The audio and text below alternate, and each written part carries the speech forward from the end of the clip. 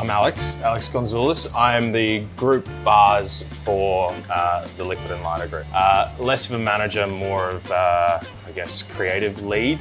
So I oversee everything from training from the bar side of things to really looking at like what products we're putting out over the bar, what we're ranging, do the drinks that we are offering on the list fit whatever the brand ethos is for the venue.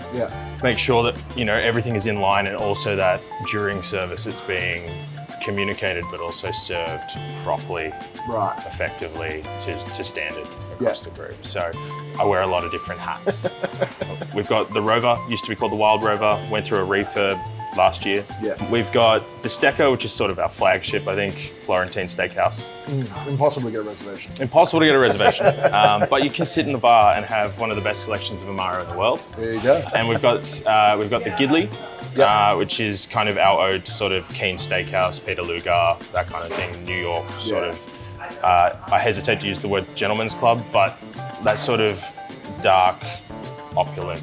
Sort of nods to that kind of feel.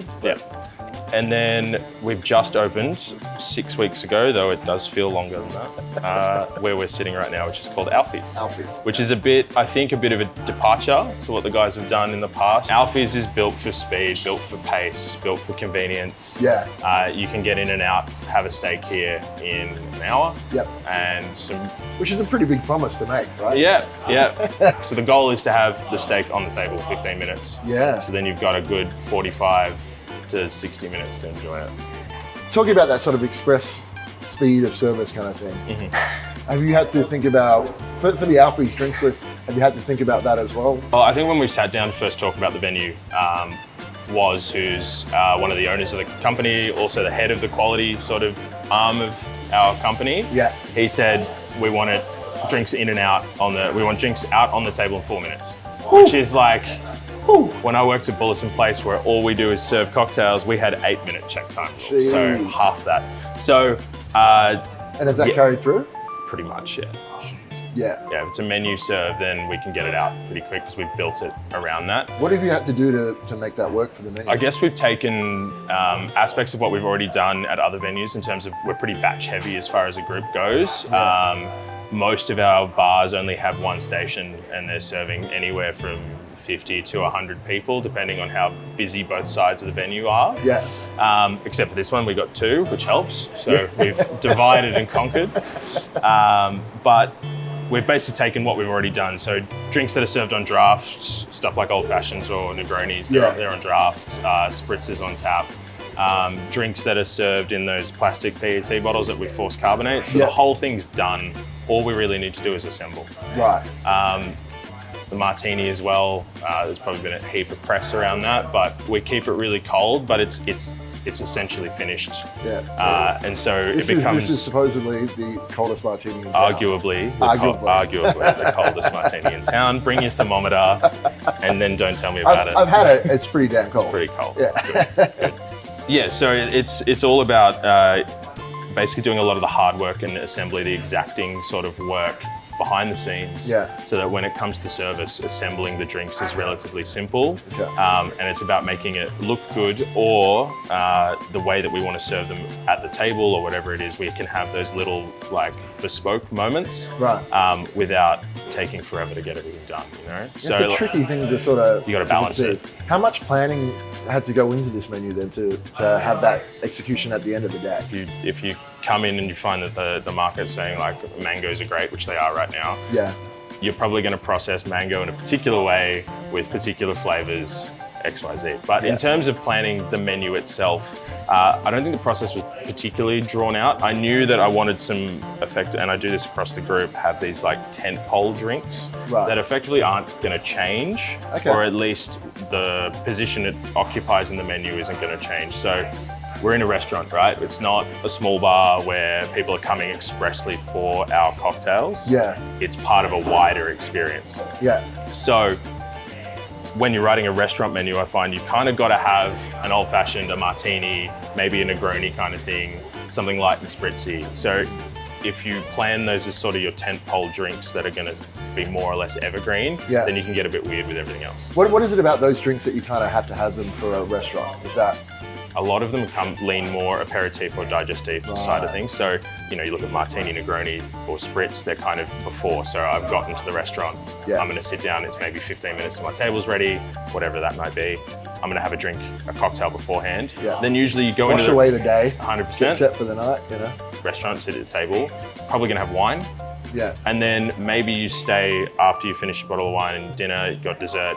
If you don't want a dessert wine, maybe you're gonna have a boozy cocktail or a more dessert driven. Something nightcap kind of style. Or as it happens with a lot of people that come here, because it's a bit of a faster turnaround, you end up having dessert out here.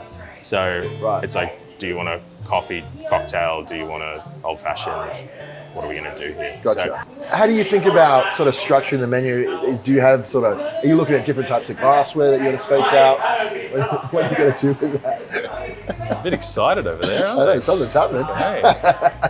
When it comes to structuring a menu, you've got to think about, and this is all stuff that I kind of learned a lot at Bulletin Place. Because we had 5 drinks every day, changed, but how you plan that menu would dictate how your night went. So tell me about that. And so I guess there was a really quick positive or negative feedback loop depending on the choices you made. So you would have to write your menu the night before, turn up at midday, 1 o'clock, prep for 3 or 4 hours to get enough for the day, and then come downstairs, set up the bar, physically hand write the menu up, and then you were making drinks all night. So it was, you did that once a week. That was a big it's shift. It's an undertaking though, right? Yeah, 100%. It teaches you a lot. But it also meant that if you were a bit newer to it and you either bit off too much you could chew, more than you could chew on a prep side of things, then you found yourself having to either rewrite drinks or really scramble at the end. Or if you didn't plan properly in terms of glassware, if you went, I'm gonna do 3 drinks in coupes or stemware, you're gonna run out pretty quick. So a good balance is, if it's 8 or 10 drinks, maybe 2 of each using the same glassware-ish. And then balance of flavors and styles as well. So you don't want to have a bunch of drinks that are stirred and boozy, because inevitably someone's going to walk through the doors that doesn't drink like that, and there's nothing for them on the menu. And you either have to go off menu, serve classics, which is great, but not everyone knows their classics as good as the next guy. Or you've got to kind of go, how about not a cocktail, which is not really what I'm about.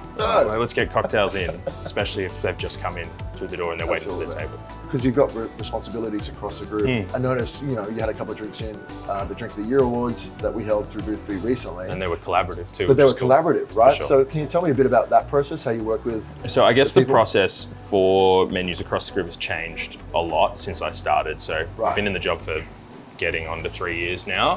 And kind of when I started, it didn't seem like there were tons of systems in place on how you get a drink on the list, what the expectation is, XYZ. So, and then we were refurbing the Rover and then working towards this. So generally speaking, when it's a new venue or a new concept or whatever it is, I'm going to write that list start to finish to sort of set the tone. Gotcha.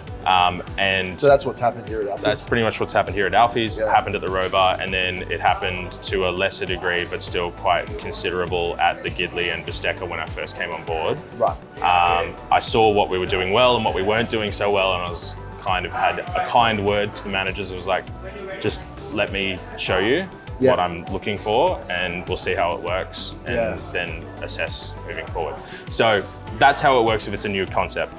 Since then, I basically every sort of 3 or 4 months go, let's change the majority of the list. And this comes back to your seasonality kind of thing? So we want to make sure that aside from those tentpole drinks, which tend to lean a little bit more spirit forward, we want some fresher, lighter, more seasonally driven serves that also then keep people coming back.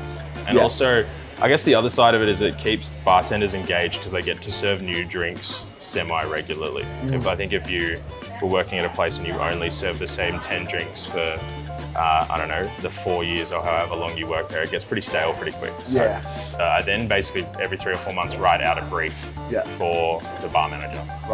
So it starts with the venue name, Drinks Are. So Alfie's Drinks Are.